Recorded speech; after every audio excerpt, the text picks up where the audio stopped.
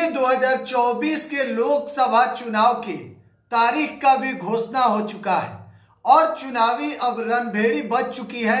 लेकिन आज हम बात करेंगे विकासशील इंसान पार्टी के सुप्रीमो और बिहार सरकार के पूर्व मंत्री मुकेश सहनी के बारे में। अब देखिए मुकेश सहनी का भी क्लियर हो चुका है कि किसके साथ मुकेश सहनी 2024 के लोकसभा चुनाव में साथ मिलकर चुनाव लड़ेंगे। देखिए फिलहाल मुकेश सहनी की बैठक दिल्ली में हुई और उसमें कई निर्णय लिए गए, लेकिन जो एनडीए में मुकेश सहनी की चर्चा हो रही थी कि एनडीए में मुकेश सहनी जाएंगे, बीजेपी के साथ मिलकर 2024 के लोकसभा के चुनाव में सन ऑफ मला मुकेश सहनी दिखाई देंगे। लेकिन हम आपको बताएं कि अब मुकेश सहनी महागठबंधन के साथ जा सकते हैं।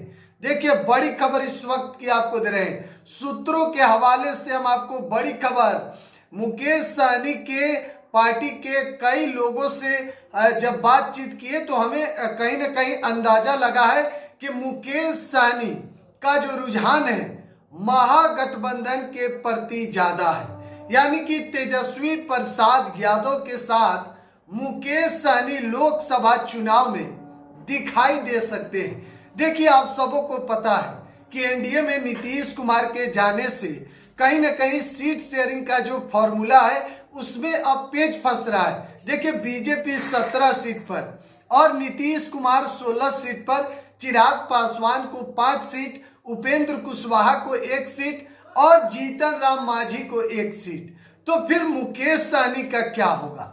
तो मुकेश सहनी साफ तौर पर जान रहे हैं और महागठबंधन के साथ अगर सहनी जाते हैं तो 1 सीट से ज्यादा मुकेश सहनी को मिल सकता है। और महागठबंधन यानी कि जिसमें कांग्रेस है, आरजेडी है, लालू प्रसाद यादव की पार्टी है, सीपीआई है, तो सहनी कहीं ना कहीं अब तेजस्वी प्रसाद यादव के साथ चुनावी मैदान में दिखाई दे सकते हैं।